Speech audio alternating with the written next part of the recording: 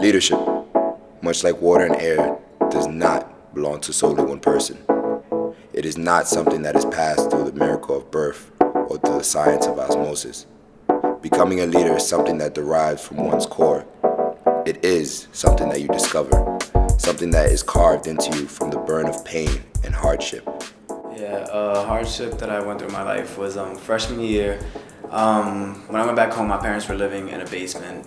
One of the hardships was in college, and it was being a freshman and experiencing so many suicides in my freshman class. I had a stepbrother from my father's side, and he came about because my father cheated on my mother, and I resented him for it. Not my father, but my stepbrother, and I spent about 5 years of my life not talking to him, and then he died. A hardship that I've experienced in my life was the official separation of my parents.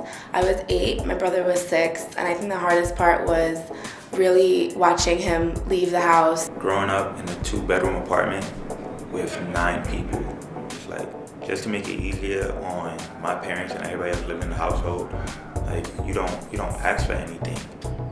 Then a weeks later, it was July 9th, and then EOP didn't start till July 21st. I found out that one of my boys got killed. So they gave him 1 shot to the head and 1 shot to the chest, and like that whole thing that changed my whole life.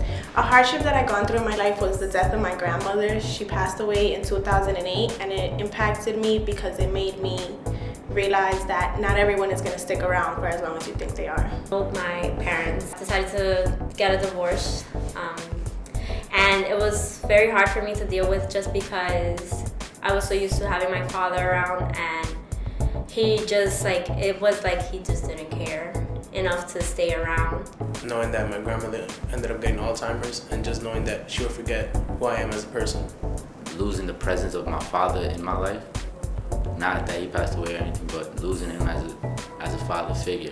I think that's one of the hardships that I've had. My freshman year coming to college back in 2010, I went to an infamous show, and I had come back from a party, and me and my friends, some of my best friends today, we all got robbed at gunpoint. The divorce of my mom and my dad, it made me feel that I had to question things that were solid in my life. It was the lack of support from my family about going away for college just because I'm a female.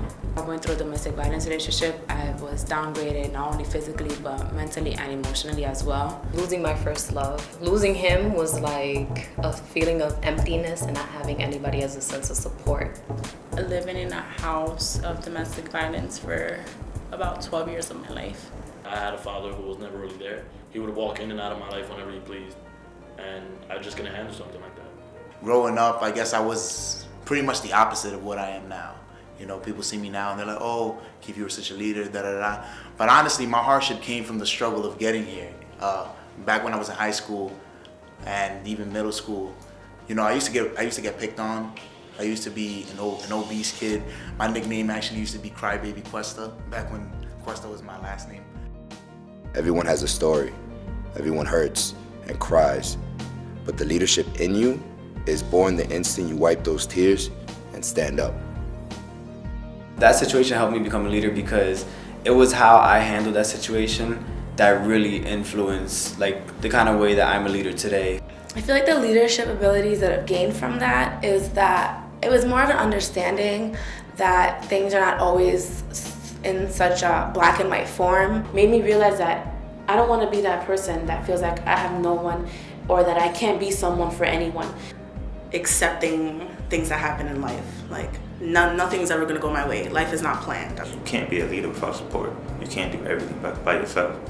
Being able to expand my whole horizon of sociability, meeting new people.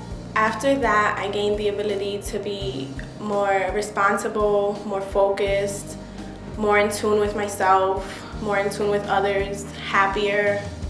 I've learned how to communicate better with people. I try to understand other people, where they're coming from. A real leader knows when to lead and when to listen. Since my father wasn't there, I had to become the man of the house. In a way, being the youngest child, I had to step up because I didn't see my brothers doing it. But ultimately, what I did was I stood and I stuck it out, and those guys that that I was there with that night are still some of my best friends today. So you have to make sure that you adapt to your environment and never give up on what your actual goal is. I decided to take my future into my own hands despite my family's doubt. That has helped me become a leader because I grew as a woman and I learned my worth, that I have to learn how to respect myself as well as the people around me. It's helped me become a leader because I've learned through determination and having faith that, you know, you have to live in the present. And living in the present is just focusing on what's now, what's important. That helped me become a leader because it motivated me to wanna empower not only myself as a woman, but all women in general. I went from, being sad, worrying about it, and saying, what am I gonna do, to just getting up one day and saying, you know what, I'm gonna do what I wanna do, and people are gonna like me for it anyway. If I had to describe leadership in one word, it would definitely have to be confidence. If I had to describe leadership in one word, it would be optimism. Perseverance. Attitude. Courage. Responsibility. Intuitive. Compassion. Ambition. Determination. Consistency. Humble. Understanding. Strength. Integrity. Independent. Respect. Willing. If you want to be a leader, you cannot be afraid to fail. You always got to make sure that you're doing your best even when no one's looking. The one thing about leadership that I think everyone should take out of this is that people aren't born leaders, they're definitely made leaders, because it's what you do and how you take your experiences throughout your life to build the leader within you. If you truly want to succeed, you have to want to succeed. It's not something that comes from other people. It's not something that you can expect from your parents, from your guardians. It's not something that you can expect from your girlfriends, your boyfriends. You have to make the decision to lead yourself. You have to want to do what you want to do despite how other people feel. Keep it positive, have integrity, have strength, and have brotherhood. Thank you.